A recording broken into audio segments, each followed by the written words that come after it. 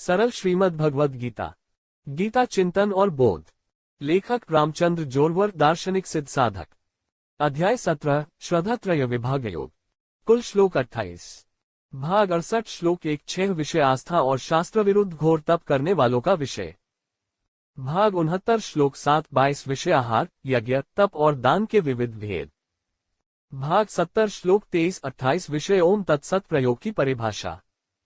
भाग 68। श्लोक 1 से 6 आस्था और शास्त्रों के विरुद्ध घोर तपस्या करने वालों के बारे में है। श्लोक 1। अध्याय 17। अर्जुन उवाच ये शास्त्रविधिमुत्सृज्य यजन्ते श्रद्धयान्विता तेषा निष्ठा तु का कृष्ण सत्वमहो रजस्तम। विषय अर्जुन का उस मनुष्य की भक्ति के बारे में प्रश्न जो शास्त्रोक्त कर्मकांडों के बिना भक्ति के साथ पूजा करता है। अनुवाद। अर्जुन ने कहा, हे कृष्ण, जो लोग शास्त्रों को छोड़कर आस्था के साथ देवताओं की पूजा करते हैं उनकी क्या स्थिति है। सात्विक, राजस या तामस।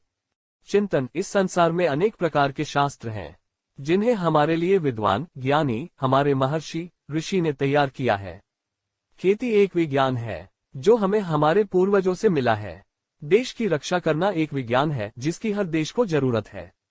लेकिन किसान का बेटा अगर खेती छोड़कर फौजी बन जाता है तो वह एक शास्त्र को छोड़कर दूसरा शास्त्र अपना लेता है। परंतु उससे आगे इन कर्तव्यों से विमुख होकर मनुष्य कभी कभी ईश्वर देवता ही करता रहता है। उसे कोई और काम करने की इच्छा नहीं होती। अर्जुन उन्हें शास्त्रों को छोड़कर श्रद्धा से देवताओं की पूजा करने वाला कहता है।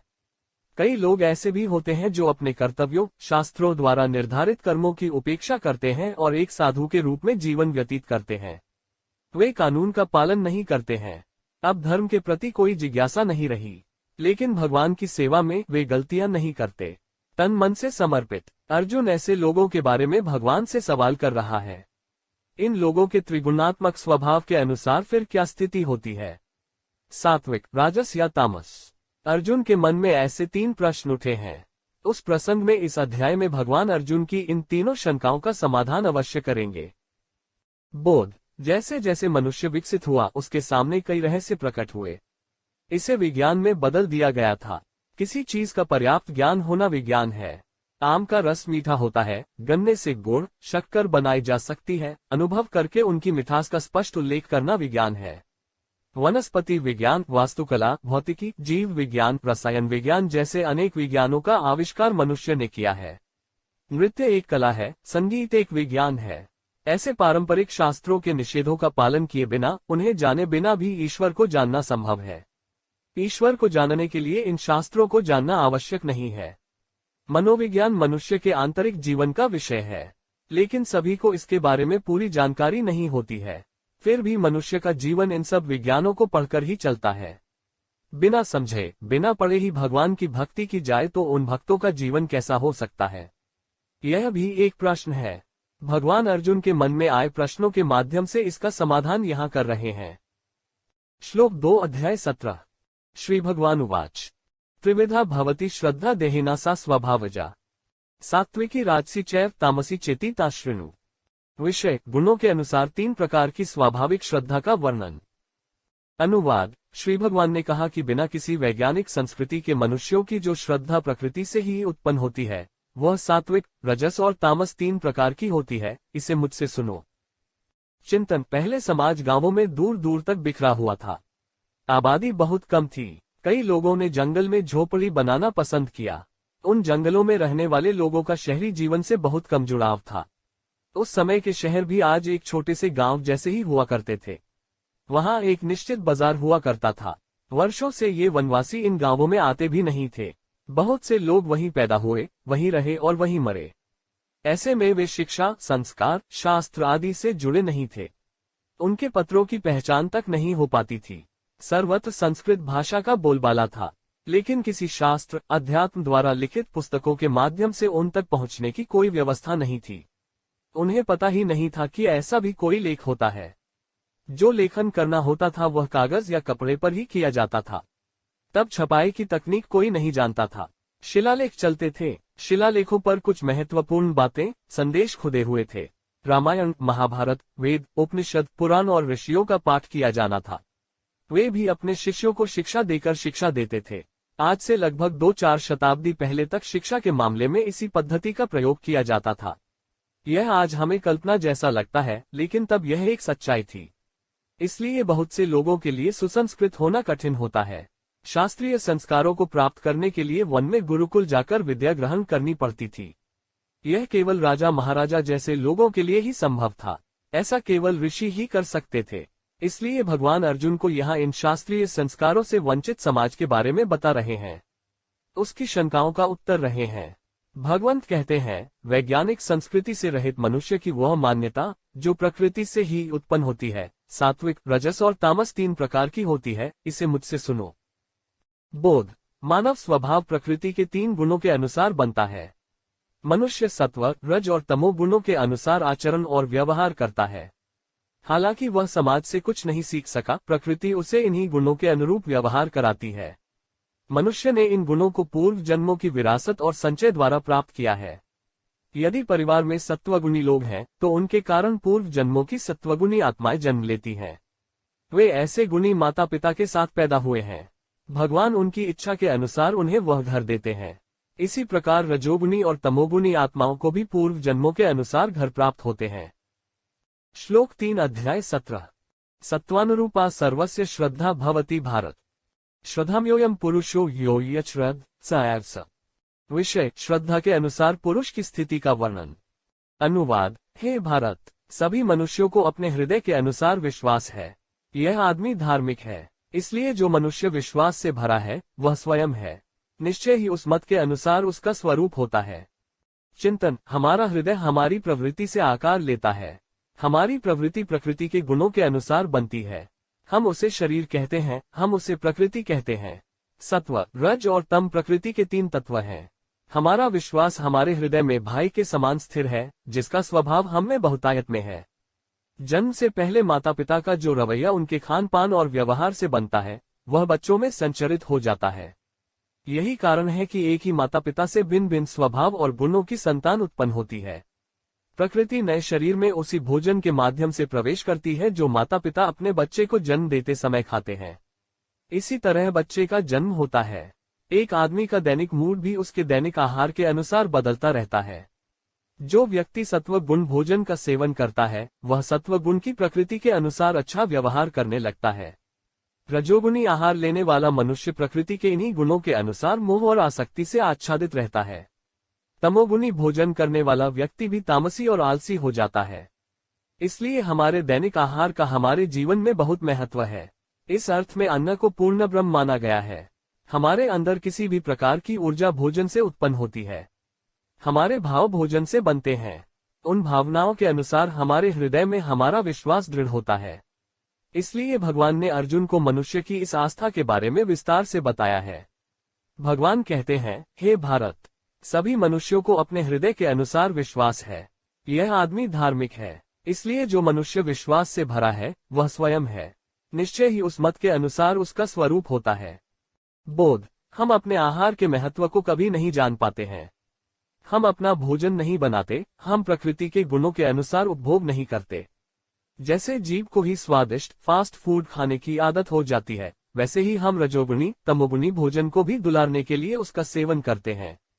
आहार ही हमारे आचरण और विश्वास का मूल है, जो उन गुणों के अनुसार परमात्मा से प्रकृति में और प्रकृति से हमारे पास आता और जाता है।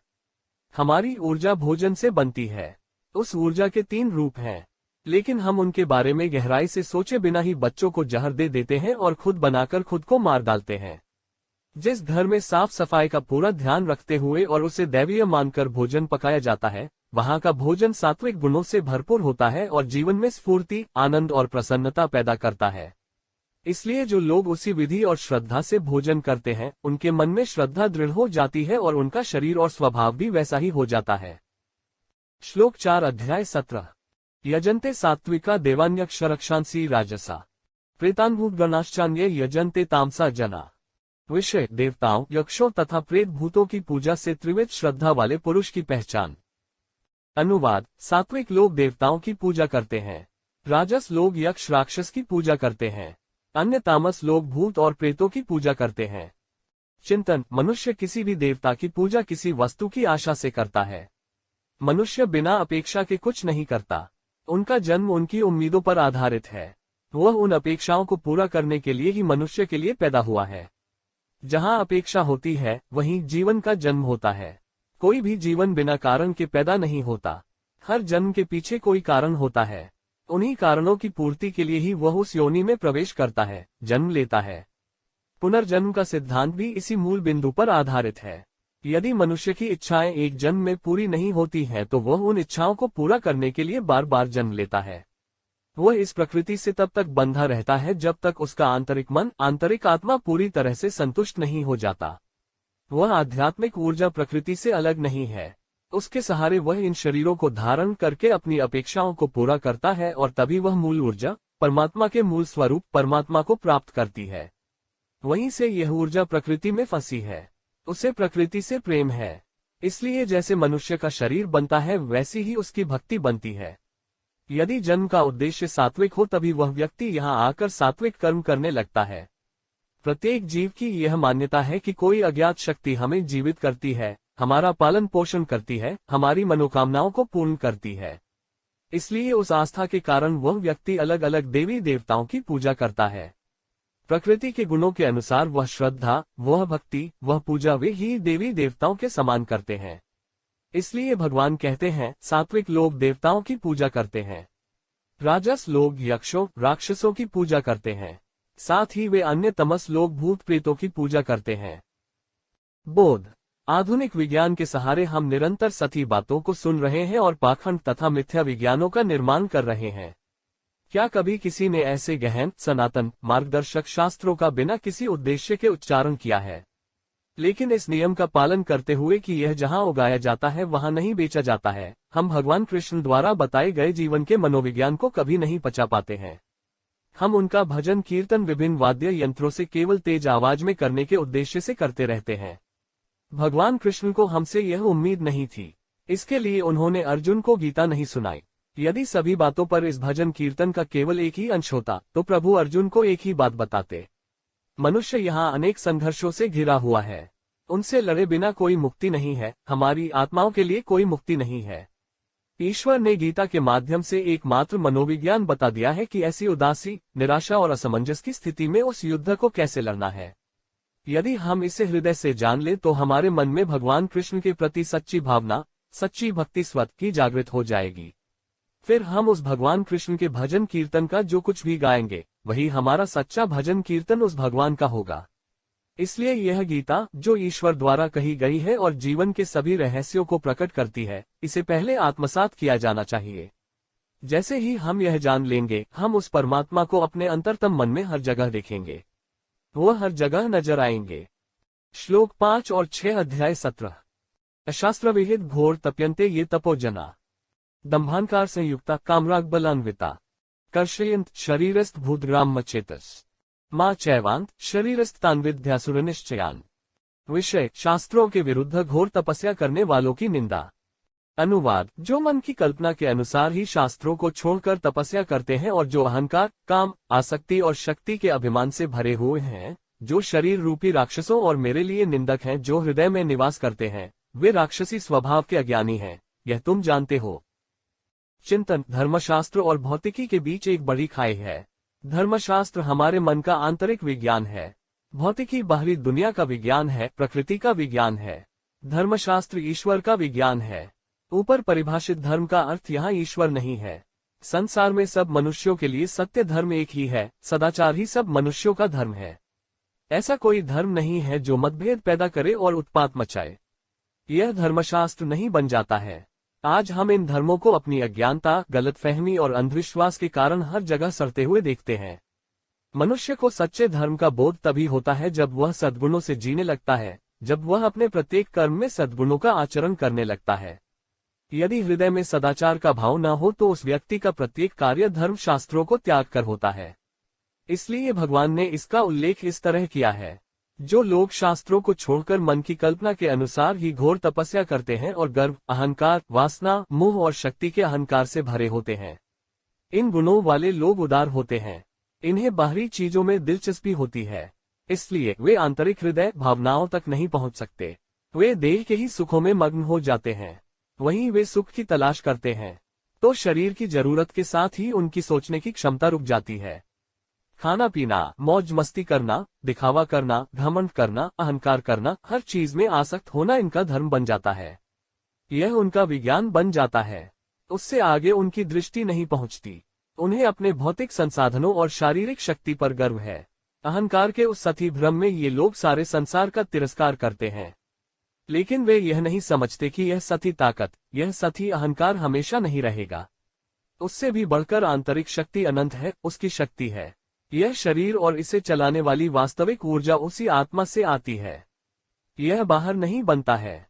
अहंकार और शक्ति के लिए आवश्यक ऊर्जा जो भ्रम और अज्ञान के कारण उपयोग की जाती है, वह एक ही आंतरिक मन से आती है। इसके बिना शरीर निर्जीव है। लेकिन ये लोग नहीं मानते। वे ऐसा नहीं सोच सकते क्योंकि उनके पास वास्तविक ज्ञान नहीं है। जड़ तक नहीं पहुंच सकता क्योंकि वह आंतरिक ऊर्जा परमात्मा को न जानकर उसे सशक्त करने के बजाय, उसकी शक्ति को बढ़ाने के बजाय अवांछित भौतिक वस्तुओं के प्यार में पड़कर खुद को कमजोर कर लेती है। इसलिए वे शरीर रूपी भूतों को, शरीर, मन, इंद्रियों रूपी पंचमहाभूतों को तथा हृदय में निवास करने वाले परमात्मा को भी नष्ट कर देते हैं, कमजोर कर देते हैं। यदि सदाचारी जीवन का अभ्यास किया जाए तो भीतर की इस दैवीय शक्ति के साथ साथ बाहरी शरीर, मन और इंद्रियां प्रबल हो जाती हैं। लेकिन ये शैतानी लोग अपने अज्ञान के कारण इस रहस्य को नहीं जानते। बोध: जब हम स्वधर्म धर्म का पालन करते हुए अनासक्त निष्काम कर्म करने लगते हैं तो हमारी आंतरिक क्षमता, शक्ति असीम रूप से बढ़ जाती है। जब यह मजबूत हो जाता है तो बाहरी शरीर और उसकी इंद्रियां भी अपने आप मजबूत हो जाती हैं। परंतु यदि हम धर्मशास्त्र के विरुद्ध साधना करने लगें, किसी प्रकार का आचरण करने लगें, किसी प्रकार का खाने पीने लगें, तो हमारा पूर्ण पतन होने में देर नहीं लगती। चारों तरफ से हम पर संघर्षों और समस्याओं की बारिश होने लगती है। इनका सामना कर हम अपनी भौतिक और आध्यात्मिक दोनों शक्तियों को नष्ट कर देते हैं। दक्षता नष्ट हो जाती है। इसलिए जीवन में अध्यात्म जरूरी है। यह न केवल हमें सक्षम बनाता है बल्कि हमें संपूर्ण बनाने में भी मदद करता है। अब तक 17वें अध्याय के श्लोक नाम 1 से 6 तक श्रद्धा और शास्त्र विरुद्ध घोर तपस्या करने वालों का विषय बताया। श्री कृष्णार्पणमस्तु।